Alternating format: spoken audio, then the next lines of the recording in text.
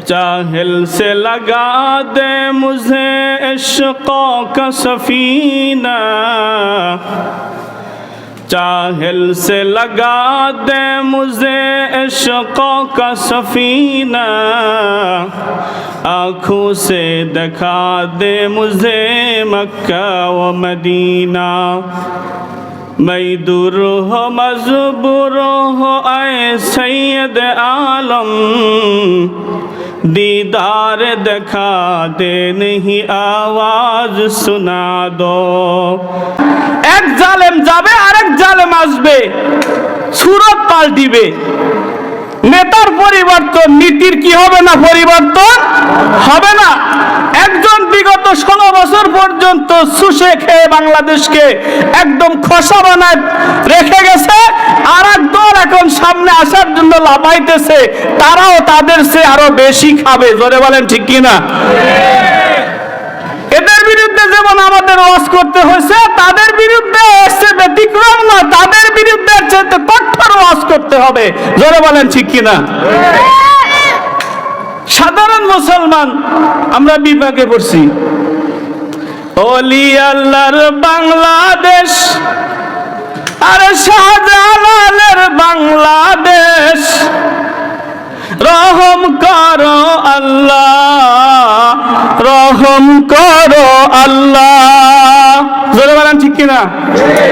কিন্তু আমরা ওরে শেখ হাসিনার বাংলাদেশ, ওরে খালেদা জিয়ার বাংলাদেশ, বিপদে পড়ছি আমরা, রহম করো আল্লাহ। জোরে বলেন ঠিক কিনা? গতকাল থেকে শুরু করে আজ পর্যন্ত আপনারা যোগ্য বুজুর্গ বিদগ্ধ আলেমদের জবান থেকে কোরআন এবং হাদিসের অত্যন্ত দরদ মাখা ওয়াজ নসিহতগুলো শুনে আসতেছিলেন। মাহফিলের পর্যায়ে আমার মতো নাদানকে আল্লাহ রব্বুল আলামিন এই স্টেজে বসার জন্য সুযোগ করে দিয়েছেন। এই জন্য বলি আলহামদুলিল্লাহ। সুবহানাকা লা ইলমা লানা ইল্লা মা আল্লামতানা ইন্নাকা আনতাল আলিমুল হাকিম। তো উলামায়ে কিরামদের মজলিস, আমি যে আয়াতে মোবারকা এবং হাদিসে মোবারকা তেলাওয়াত করেছি, উলামায়ে কিরামের সার নির্যাস বুঝে ফেলছেন। তো সবাই তো আর উলামায়ে কিরাম নয়, আমরা যারা আম সাধারণ আছি তাদের জন্য সামান্য কিছু ব্যাখ্যা আমার এই ক্ষুদ্র গবেষণা থেকে করার জন্য চেষ্টা করব। আল্লাহ রব্বুল আলামিন যেন আমাকে তৌফিক দান করেন। সকলেই জবান খুলে বলেন আল্লাহুম্মা আমিন। তো আমি সূরাতুন নাহলের 14 নম্বর পারা 6 নম্বর পৃষ্ঠার সূরাতুন নাহলুনের 90 নম্বর আয়াত তেলাওয়াত করেছি। আমাদের বাংলাদেশে অধিকাংশ মসজিদের ইমাম সাহেবই দ্বিতীয় খুতবার মধ্যে যে আয়াতটা তেলাওয়াত করে থাকেন, আপনারা শুনে থাকেন। এই আয়াতটা অত্যন্ত আমাদের সুপরিচিত, কিন্তু এই আয়াত নিয়ে ওয়াজ নসিহত হয়তো আমাদের কমই শোনা হয়েছে। তো এই জন্য এই আয়াতকে সামনে নিয়েই আমি কিছু কথা বলার জন্য চেষ্টা করব। আল্লাহ রব্বুল আলামিনের রহমত যদি শামিল হাল হয় ইনশাআল্লাহ। তো আয়াতের মধ্যে আল্লাহ রব্বুল আলামিন আমাদেরকে 6টা ওয়াজ করেন। কয়টা ওয়াজ? আমার সাথে একটু হা হু বলেন ইনশাআল্লাহ। রাজি আছেন তো? আল্লাহ রব্বুল আলামিন আয়াতের ভিতরে ওয়াজ করেন 6টা। কয়টা? 6টা ওয়াজ করেন বাবা। 6টা যে ওয়াজ করছেন, এই 6 ওয়াজের ভিতরে 3টা হলো আদেশ। 3টা কি? আদেশ। আর 3টা হলো নিষেধ। তাফসীর কিতাবের ভিতরে মুফাসসিরিনে কেরাম বলছেন এই আয়াতটা এতই বরকতি আয়াত যে মুহাম্মদ সাল্লাল্লাহু আলাইহি ওয়াসাল্লাম যদি পুরা কোরআন শরীফ নাও পাইতেন, এই আয়াতটা নিয়ে যদি মেহনত করতেন, পুরা পৃথিবীর সমস্ত মানুষ এই মুহাম্মাদির মিশনে কামিয়াবি হয়ে যেত। বলেন সুবহানাল্লাহ। এত বড় একটা বরকতি আয়াত। মুফাসসিরিনে কেরাম আরো বলছেন যে সবচাইতে কোরআনে কারিম তেলাওয়াত শুনে বহুত মানুষ বিধর্মী থেকে, হিন্দু বৌদ্ধ খ্রিস্টান থেকে, ইহুদি থেকে মুসলমান হয়েছেন। আপনারা তো গল্প শুনছেন নাকি? সবচাইতে যে আয়াতটার ব্যাখ্যা এবং তেলাওয়াত শুনে বেশি মানুষ মুসলমান হয়েছে, সেই আয়াতে কারিমাটাই আমি আজকে আপনাদের মাঝে তেলাওয়াত করেছি। বলেন আলহামদুলিল্লাহ। আল্লাহ রাব্বুল আলামিন এই আয়াতের ভিতরে ওয়াজ করেন 6টা। আল্লাহ রাব্বুল আলামিন বলেন, ইন্নাল্লাহা ইয়া'মুরু বিল আদলি ওয়াল ইহসান ওয়া ইতা'i যিল কুরবা ওয়া ইয়ানহা আনিল ফাহশা'i ওয়াল মুনকারি ওয়াল বাগই ইয়া'iযুকুম লা'আল্লাকুম তাযাক্কারুন। লাআল্লা ফি কালামিল্লাহি লিতারাজ্জিহি ওয়াল ইয়াকিন। নাহু সরফের মধ্যে যতগুলো লাআল্লা আছে, এই লাআল্লা গুলো সন্দেহ প্রকাশের মানা দেয়, কিন্তু কোরআনে কারিমের মধ্যে যতগুলো লাআল্লা আছে সবগুলো ইয়াকিনের অর্থ দেয়। আল্লাহ রাব্বুল আলামিন যে 6টা ওয়াজ করেন, 1 নাম্বার বলেন ইন্নাল্লাহা, নিশ্চয়ই আমি আল্লাহ তোমাদেরকে ইয়া'মুরু আদেশ করি, বিল আদল, ইনসাফওয়ালা হয়ে যাও। কি আলা হয়ে যাও? জোরে বলেন, ইনসাফওয়ালা হয়ে যাও। ইন্নাল্লাহা ইয়া'মুরু বিল আদলি ওয়াল ইহসান। 2 নম্বরে তোমরা পারস্পরিক ভাই ভাই সুন্দর আচরণওয়ালা হয়ে যাও, সুন্দর ব্যবহারওয়ালা হয়ে যাও। ওয়াল ইহসান, মুসলমান মুসলমানের ভাই, মুসলমান মুসলমান, মারামারি নাই, কাটাকাটি নাই, দলাদলি নাই, পারাপারি নাই, কিচ্ছু নাই। এক মুসলমান আর এক মুসলমানের ভাই। জোরে বলেন ঠিক কিনা? কিন্তু আমাদের দেশে দেখা যায় এমন মুসলমান আমাদের সমাজে বসবাস করে, একজন যদি চা স্টলে চা খাইতে ঢুকে তো আর এক দিক দিয়ে আর একজন বাহির হয়ে চলে যায়। এরকম সম্পর্ক আছে না নাই? জোরে বলেন। আল্লাহ বলেন এরকম ব্যবহার তোমার ভিতরে থাকবে না, তোমরা একদম মুসলমান মুসলমান সব ভাই ভাই হয়ে যাও। আল্লাহ রাব্বুল আলামিন সূরাতুল হুজুরাতের মধ্যে বলেন ইন্নামাল মুমিনুনা ইখওয়া, মুসলমান মুসলমানের ভাই। আল্লাহর হাবিব হাদিসে মোবারকার মধ্যে বলেন ক্বালান নবী সাল্লাল্লাহু আলাইহি ওয়াসাল্লাম, ক্বালান নবী সাল্লাল্লাহু আলাইহি ওয়াসাল্লাম, আল মুসলিম আখুল মুসলিম, এক মুসলমান আর এক মুসলমানের ভাই। বলেন সুবহানাল্লাহ। কলিজা উজাড় করে একবার বলেন তো দেখি আল্লাহু আকবার। তাই আল্লাহ রাব্বুল আলামিন চান না মুসলমান মুসলমানের ভিতরে দ্বন্দ্ব হোক, তাই পরের শব্দে পরের ওয়াজে আল্লাহ রাব্বুল আলামিন বলেন ওয়াল ইহসান, এক মুসলমান আর এক মুসলমানের প্রতি ইহসান করো। আপনারা কিতাবে পড়া শুনছেন, ওয়াজ শুনছেন, জিহাদের ময়দানে পানি বলে চিৎকার দিছে, একজন পানি নিয়ে যায়, দেখে সে তৃষ্ণার্ত, পানির গ্লাসটা মুখের সাথে লাগাইছে, তখন পানি বলে আরেকজন চিৎকার দিছে, বলছে ওই ভাইয়ের কাছে নিয়ে যাও। তার কাছে যখন নিয়ে গেছে, সে যখন পানির গ্লাসটা মুখে লাগাইছে, তো তার পাশ থেকে আরেকজন পানি বলে চিৎকার যখন দিছে, এই ভাই বলছে ওই ভাইয়ের তৃষ্ণা মনে হয় বেশি, তার কাছে নিয়ে যাও। ওই ব্যক্তি পানির গ্লাস নিয়ে ওই ব্যক্তির কাছে গিয়ে দেখে সে শাহাদাত বরণ করেছে, শাহাদাতের পিয়ালা পান করেছে, পানির প্রয়োজন নাই। দ্বিতীয় জনের কাছে এসে দেখে সেও শাহাদাত বরণ করছে, প্রথম জনের কাছে এসে দেখে সেও শাহাদাত বরণ করছে। এহসান, এমন এহসান, নিজে পানি পান না করে ভাইয়ের কাছে পাঠাইছে। শেষ পর্যন্ত পানির গিলাসে পানি রয়ে গেছে, তিনজন মুসলমান শাহাদাত বরণ করছে। এটা হলো এহসান। বলেন সুবহানাল্লাহ। এহসান কেমন দেখেন। আর আমাদের দেশে এহসান কেমন? বাড়ির কাছে বাড়ি, আল্লাহু আকবার।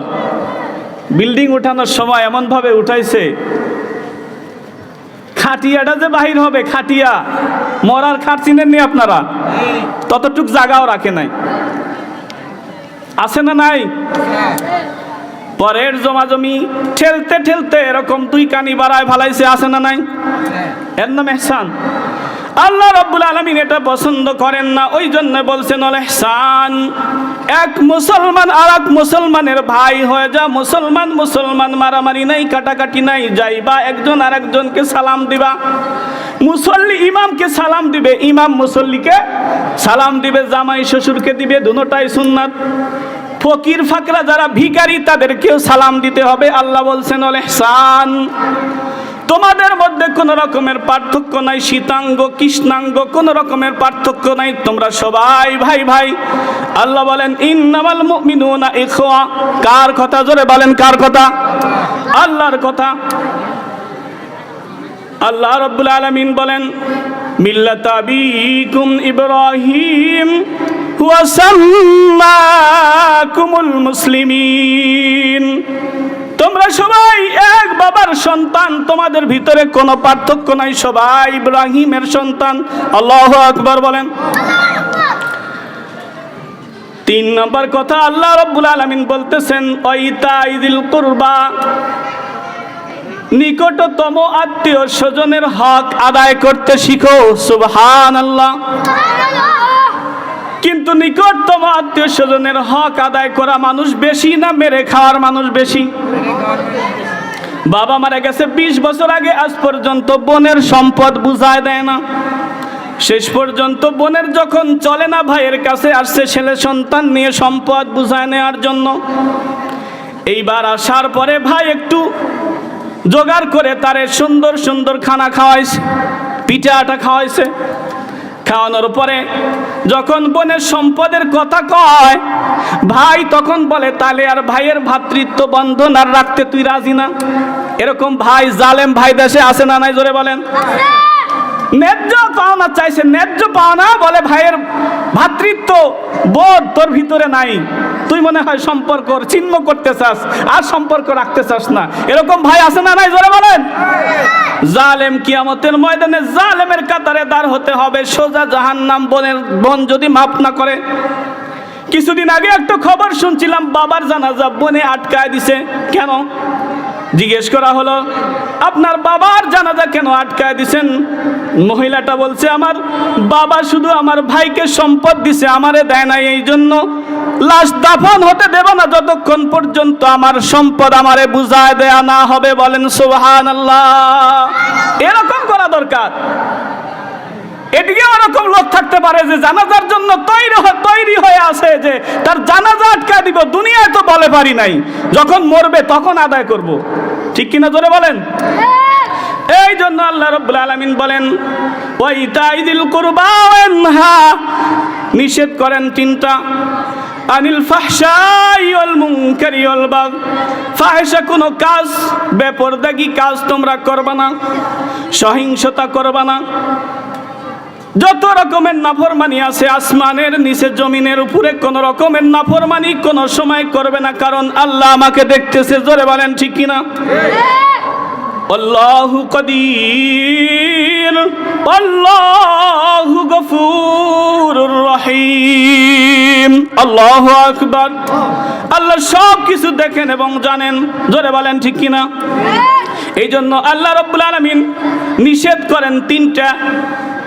সময় কম, এর উল্টা ধরেন। ইহসান, ইনসাফ, নিকটতম আত্মীয় স্বজনের হক। আর উল্টা কি হবে? বেইনসাফি করো না, খারাপ ব্যবহার করো না, ফাহিশা কাজ করো না, মানুষের হক নষ্ট করো না। এখন আর আয়াতের আলোচনায় যাই। আল্লাহ রাব্বুল আলামিন আমাদেরকে বানাইছেন, আমাদের কোনটায় ভালো হবে কোনটায় মন্দ হবে কে সবচাইতে বেশি জানেন? জোরে বলেন। একমাত্র আল্লাহ।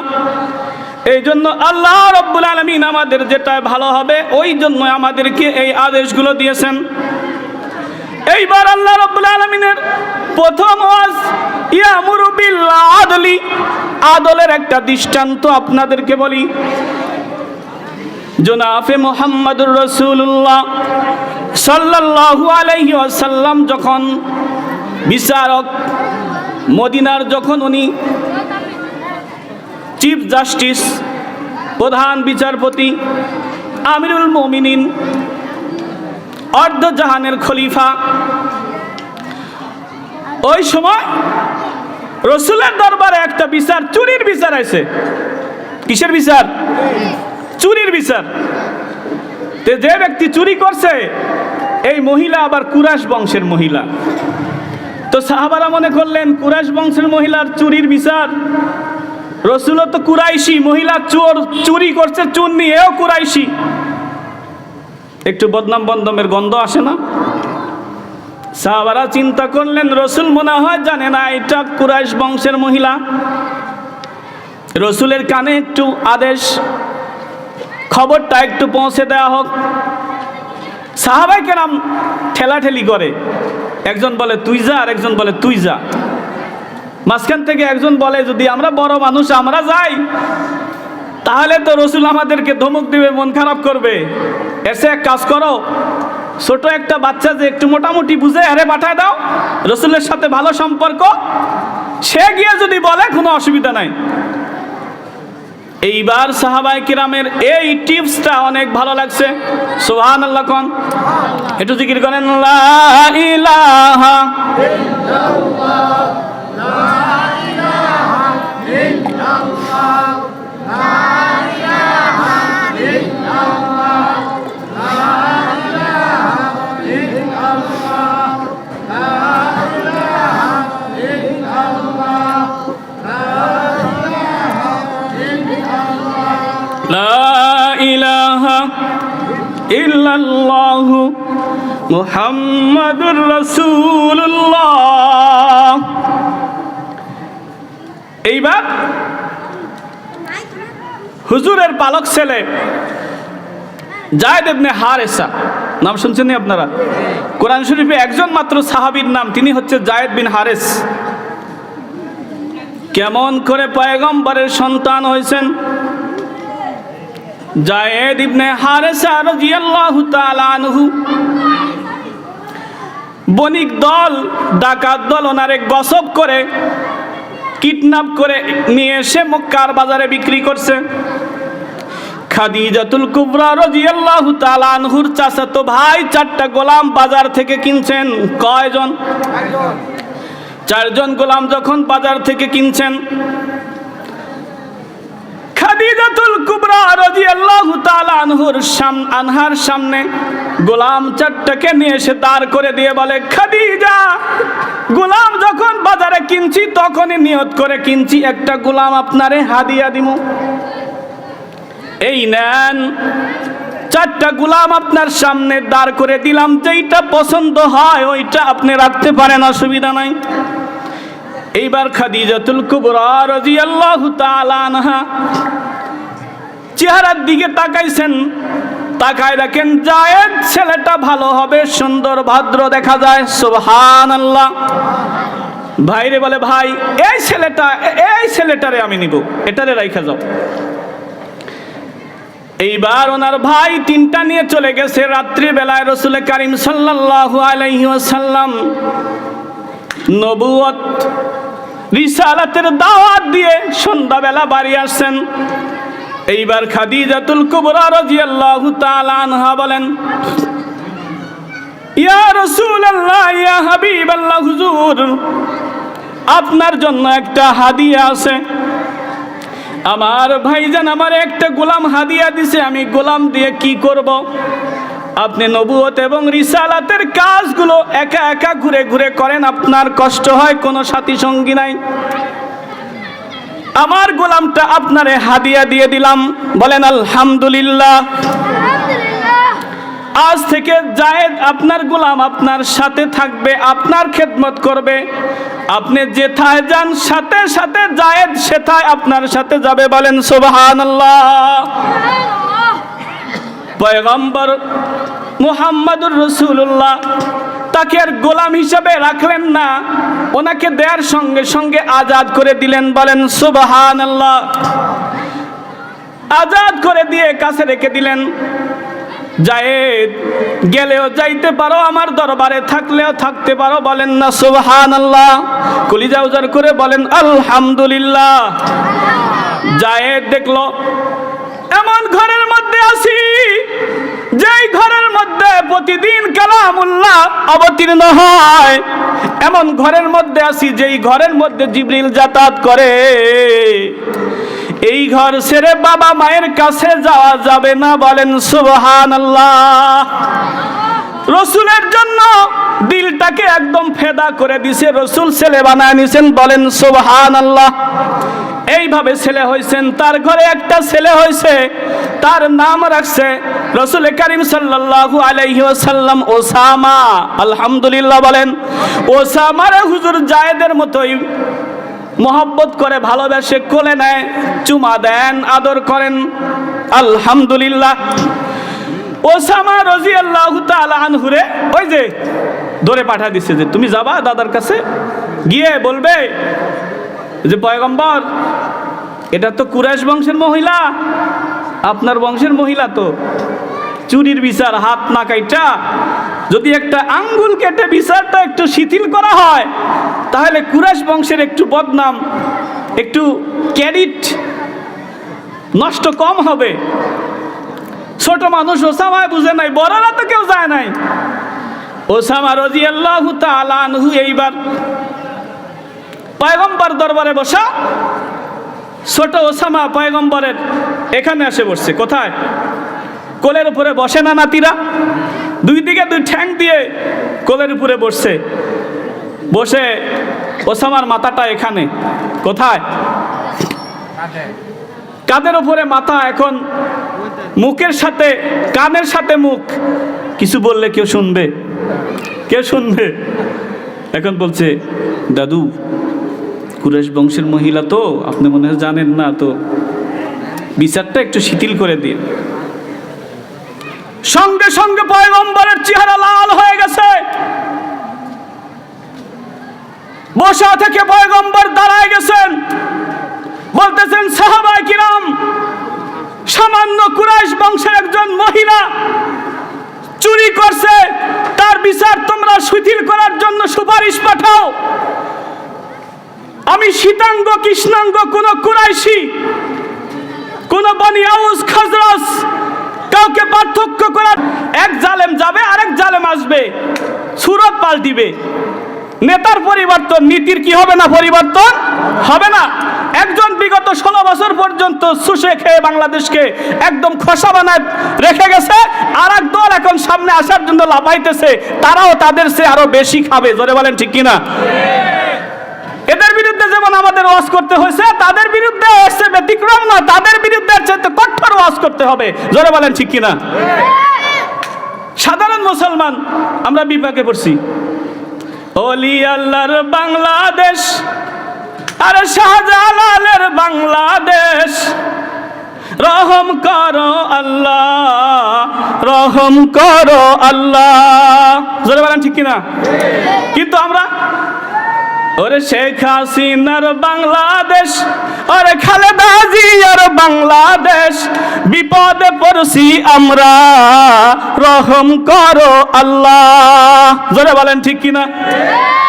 আমরা বিপদে ঘুরে ফিরে কি বিপদ আমাদের। এইবার তারপরে বলতেছিলাম এহসান, এহসানটা কেমন দেখেন। সুদূর মদিনা থেকে 350 মাইল দূর এক যুবকের বাড়ি, যুবক রওনা দিছে। গন্তব্যে যাওয়ার জন্য। এমন সময়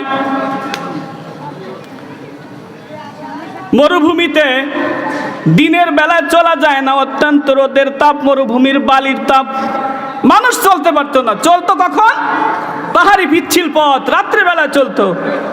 আর তখন তো এয়ারলাইন্স, ডোমেস্টিক এয়ারলাইন্স, এত জাহাজ আবিষ্কার হয় নাই। তখন জাহাজ ছিল উট, প্লেন ছিল ঘোড়া, তাছাড়া আর ছিল সামুদ্রিক জাহাজ, আর কোনো যানবাহনের ব্যবস্থা ছিল না। যুবক এইবার চলতে চলতে যখন ক্লান্ত হয়ে গেছে, সকাল হয়ে গেছে, মনে মনে একটা খেজুর বাগান তালাশ করে, যে যদি একটা খেজুর বাগান পেয়ে যায় তো একটু ঘুমিয়ে শারীরিক ক্লান্তিটা দূর করে নেব।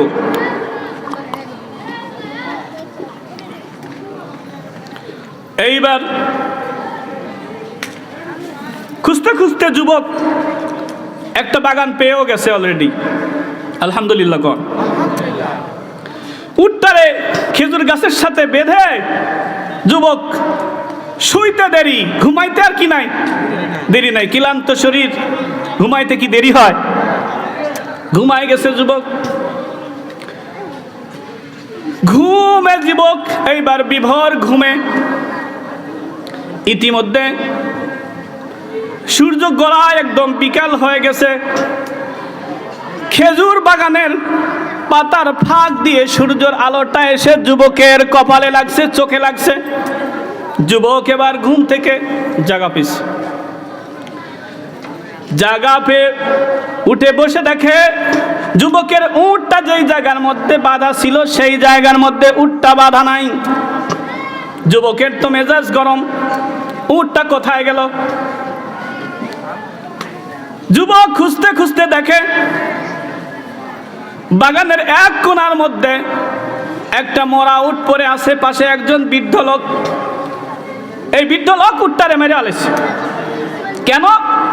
খেজুরের বিচির চারা দিছে বাগান বৃদ্ধি করার জন্য। এই উটে চারা খাইতেছে আর পাড়াইতেছে, নষ্ট হবে না? আর বৃদ্ধ মানুষ, রাগ বেশি না কম? পাথর দিয়ে একটা জোরে যখন ঢিল মারছে, পাথরের চুকা কিছু অংশ থাকে না, চুক্কা, উটের মাথার মধ্যে লেগে রক্তক্ষরণ হতে হতে উটটা মারা গেছে। এইবার যুবক জিজ্ঞেস করে, ও চাচা মুরব্বী, আমার উট কে মারলো? বলে, বাবা তোমার উট আমার চারা নষ্ট করছে, তোমার উটে আমি মেরে ফেলাইছি। এবার যুবক বলে, উটটারে একটু তাড়ায় দিলেই তো হতো, আপনি উট কেন মারলেন? আমি তো যাব কেমনে? আমার গন্তব্যে আর কোনো বাহন নাই। যুবকেরও মেজাজ গরম, না খাওয়া শরীর, ক্লান্ত, তৃষ্ণার্ত, পিপাসিত। যুবক এইবার বৃদ্ধ মুরব্বীরেও কি সাইজ করছে। বৃদ্ধটাও সরল মনা মুসলমান, দুর্বল মানুষ, মারা গেছে। এখন সন্ধ্যা যখন গড়ায় গেছে, এই বৃদ্ধের দুই সন্তান যে বাবা ক্ষেত দেখতে গেল আর আইলো না, যে বাবারে একটু তালাশ করে আসি না, এসে দেখে বাবার লাশটা পড়ে আছে, পাশে একটা মরা উট দেখা যায়। কাছে এই নওজোয়ান একজন যুবক দাঁড়ায় আছে। যুবকরা জিজ্ঞেস করে, ও যুবক, জানো নি আমার বাবারে কে মারছে? যুবক বলে, আমি মেরে ফেলাইছি, বুঝতে পারি নাই, শয়তানের ধোকায় পড়ে। যে মারছো, আবার কেমন দুঃসাহস, তুমি এখানে বসে আছো, পালাও নাই? বলে, আমি একজন মুসলমান মারছি। আপনার বাবা, আপনাদেরকে দেখে তো মনে হচ্ছে মুসলমান। মুসলমানের ভাই, তারে মেরে আমি পালায় যাব, দুনিয়ার আদালত থেকে বেঁচে যাব, আল্লাহর আদালতে আমি খুনি হিসাবে মালিকের দরবারে দাঁড়াইতে চাই না। বলেন সুবহানাল্লাহ। এই জন্য আমি দাঁড়ায় আছি। ওই সময় খলিফা ছিলেন মদিনার খলিফা হযরত ওমর। বলেন আলহামদুলিল্লাহ। বলে, চলো তাহলে খলিফার দরবারে তোমারে নিয়ে যাই। খলিফার দরবারে যুবকরে নিয়ে যায়। দুই যুবক নিয়ে গিয়ে খলিফারে বলে, খলিফাতুল মুসলিমিন, এই যুবকটা আমার বাবারে মেরে ফেলছে। যে তোমার বাবারে কেন মারছে? বলে আমার বাবা উট মারছে, তাই আমার বাবারে এই যুবকটা মেরে ফেলছে, বিচার চাই, সঠিক বিচার করতে হবে।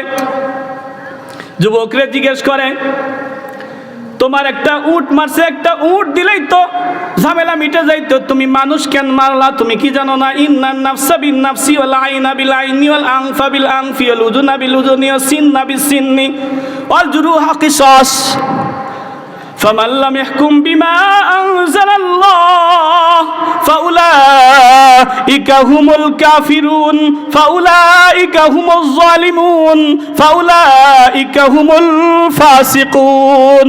আল্লাহু আকবার। আল্লাহ বলেন, যারা দুনিয়ার জমিনে আমার কোরআনের ইনসাফ প্রতিষ্ঠা করে না তারা জালেম, তারা কাফের, তারা ফাসিক। জোরে বলেন ঠিক কিনা? আমরা কি এটা করছি? তাহলে আমরা ইমানদার না জালেম? কোনটা? দেখছেন, ধরা খাই গেছি আমরা সবাই। এইবার খলিফা বলে, উটের বদলে মানুষ কেন মারলা? এখন তো তোমার গলা কাটা যাবে। এবার যুবকরে বলে, তোমার জীবনের শেষ তামান্না বাসনা আছে কিনা বলো। যুবক বলে, খলিফাতুল মুসলিমিন, আমার জীবনের শেষ তামান্না হলো যদি আমাকে একটু বাড়িতে যাইতে দিতেন। আমি ব্যবসায়িক মানুষ, ব্যবসা করি, এক ইহুদির সাথে আমি ব্যবসা করি, মুসলমানের পরিচয়, সে আমারে মাল বাকি দিছে, যদি পরিশোধ করা না হয় সারা জীবন মুসলমানদেরকে সে গালি দিবে। যদি আমার একটু পরিশোধ করতে দিতেন, সুযোগ দিতেন, তাহলে শান্তিতে মরে যাইতে পারতাম, আর কোনো আমার শেষ আশা নাই। এইবার খলিফা ওমর বলে, তুমি যে দাবি করছো বিচার কার্য করার আগে যদি তোমার এরকম সুযোগ দেওয়া হয়, যদি তুমি না আসো আর তোমাকে নিয়ে আসার জন্য যদি 2-4 জন লোক পাঠাই, তুমি তো রাস্তার মধ্যে গিয়ে তুমি এক্ষুনি এদেরকে যে বাঁচায় রাখবে, কোনো গ্যারান্টি আছে? তোমার বাড়িতে তো ভাই ভাতিজা আছে না নাই? আবার যে তোমার সাথে 20-25 জনের কাফেলা দিব, ওরকম সম্ভাবনা, ওরকম অবস্থাও আমার নাই। দলে দলে সাহাবারা পুরা পৃথিবীতে ছড়ায় আছে, আলহামদুলিল্লাহ বলেন। 22 লক্ষ বর্গ মাইলের প্রেসিডেন্ট ছিলেন খলিফা উমর, বলেন আলহামদুলিল্লাহ। 22 লক্ষ বর্গ মাইল, 800-850 বছর পর্যন্ত পৃথিবীতে মুসলমান শাসন করছেন। পৃথিবীর অন্য কোন ধর্ম, জাতি, দর্শী 800 বছর টানা পৃথিবীকে শাসন করতে পারে নাই, বলেন আল্লাহু আকবার। এইবার খলিফা ওমর বলে, একটা প্রসেস আছে, তুমি যদি তোমার বদলে কোনো জিম্মাদার বানাইতে পারো, জিম্মাদার বুঝেন, গার্জিয়ান, যে তোমাকে ছেড়ে দেওয়া হবে, তুমি যদি সঠিক সময় না আসো তাহলে তোমার জায়গা তোমার এই ভাইকে গলা কেটে হলেও কি করা হবে? এই 2 যুবককে বিচার বুঝায় দেওয়া হবে, যেহেতু কোরআনের আইন, মৃত্যুদণ্ড কার্যকর করতে হবে। দেখো তো মদিনার মধ্যে তুমি ওরকম কাউকে পাও কিনা। যুবক এবার বলে, খলিফাতুল মুসলিমিন, আমিরুল মুমিনিন, এই মদিনায় নতুন, আমি মদিনার কাউরে চিনে না, মদিনা কোনো ব্যক্তি আমারে চিনে না, আমি পুরাই নতুন। এই মদিনায় যদি আমার একটা ভাই থাকতো, আমার ভাই চাইতো না আমি খুনি আসামি হয়ে কবরে যাই, আমার ভাই আমার জিম্মাদার হয়ে যেত। যদি আমার বাবা থাকতো, আমার বাবা আমার জিম্মাদার হয়ে যেত। যদি আমার মা থাকতো, আমার মা আমার জিম্মাদার গার্ডিয়ান হয়ে যেত। আর খলিফাতুল মুসলিমিন, মদিনার আমি কাউরে চিনি না, মদিনার কেউ আমারে চিনে না। এই সময় এরকম ব্যবস্থা, এরকম অবস্থা আমার হবে না, ফাঁসি কার্য, মৃত্যুদণ্ড কার্যকর করেন। এইবার জল্লাদকে আদেশ দেয়া হয়, জল্লাদ তার হাতের খড়গটা নিয়ে, তলোয়ারটা নিয়ে এরকম যুবকের দিকে আগাচ্ছে, তারে ফাঁসির মঞ্চে উঠানো হয়েছে, মৃত্যুদণ্ড কার্যকর করা হবে। এমন সময় দূর থেকে হাত উঠায় একজন সাহাবী, বলে, খলিফাতুল মুসলিমিন আমিরুল মুমিনিন থামেন, বলেন না আল্লাহু আকবার। যিনি হাত উঠায় আমিরুল মুমিনিন খলিফাতুল মুসলিমিনকে যিনি থামতে বলেন, তিনি আর কেউ নয়, তিনি সাহাবী আবু যর গিফারি রাদিয়াল্লাহু তাআলা আনহু। বলেন আল্লাহু আকবার। তিনি শুধুমাত্র কেবলমাত্র সাহাবী নয়, তিনি পয়গম্বরের খাদেম ছিলেন, খেদমত করতেন। ওযুর পানি, মেসাক সহ আরো যত কিছু প্রয়োজনীয় খুঁটিনাটি জিনিস আবু যর গিফারি হুজুরের আগায় দিতেন। বলেন আলহামদুলিল্লাহ। এইবার আবু যর গিফারি রাদিয়াল্লাহু তাআলা আনহু খলিফাতুল মুসলিমিনকে বলে, খলিফাতুল মুসলিমিন, বংশের রক্তের বন্ধনের প্রয়োজন নাই, আমাদের ভিতরে আছে দ্বীনের বন্ধন, কোরআনের বন্ধন। বলেন আল্লাহু আকবার।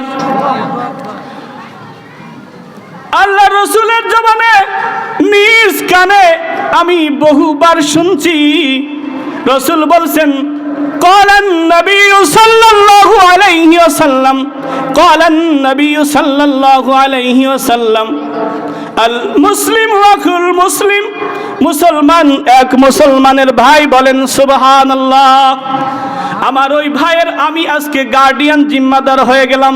যদি আমার ভাই না আসে, আমাকে মৃত্যুদণ্ড দিয়ে আপনি ওই দুই যুবকের বিচার বুঝাই দিয়েন। বলেন আল্লাহু আকবার। এসানটা দেখেন, একদিন জিবরিল আলাইহিস সালাম রাসূলের দরবারে উপস্থিত। এমন সময় ওই যে চাদর মুড়ে দিয়ে যায় সাহাবী আবু যর গিফারি, আল্লাহু আকবার বলেন। আবু যর গিফারি, রাসূল জিজ্ঞেস করেন, ভাই জিবরিল, কাইফা আরাফতা ইয়া জিবরিল, আপনি আবু যরকে কেমন করে চিনেন?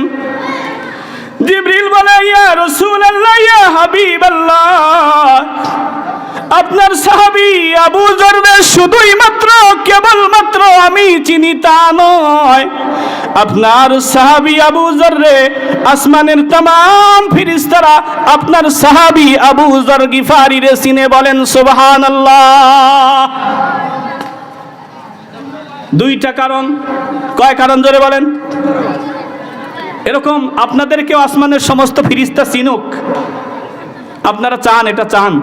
কে কে চান দেখি? আল্লাহরে হাত দেখান। চান তো সবাই? দুইটা আমল করতে হবে। কয়টা আমল বাবা? এক নাম্বার, জিবরিল আলাইহিস সালাম বলে, লিসিগারি আলা নাফসি, নিজেকে অত্যন্ত ছোট মনে করতে হবে যে আমার চাইতে নিকৃষ্ট, আমার চাইতে ছোট আর দুনিয়ার জমিনে কোনো বান্দা আল্লাহ বানায় নাই। আবু যর গিফারি নিজের এত ছোট মনে করে। আবু যর গিফারি জান্নাতের সার্টিফিকেটধারী সাহাবা হওয়ার পরেও মনে করে, আল্লাহ যদি জাহান্নামে দেবার লাইগা যদি কোনো মানুষ বানায়া থাকে, আবু যররে বানাইছে। বলেন আল্লাহু আকবার। আরেকটা আমল কি? আরেকটা আমল হচ্ছে, জিবরিল আলাইহিস সালাম বলেন, আবু যর গিফারির ভিতরে এমন একটা আমল আছে, কোরআনে পাকের মধ্যে একটা সূরা আছে, একবার পড়লে 10 পারা তেলাওয়াতের সওয়াব হয়, 3 বার পড়লে 1 খতম কোরআনে পাকের তেলাওয়াতের সওয়াব হয়। বলেন আল্লাহু আকবার। আবু যর গিফারির আমল নামায় এতগুলো খতমের নেকি আছে যা অন্য কোন সাহাবার ভিতরে নাই, আমল নামায় নাই। বলেন সুবহানাল্লাহ। এজন্য সবাই তারে চিনে। আপনারা এটা আমল করতে রাজি আছেন তো ইনশাআল্লাহ?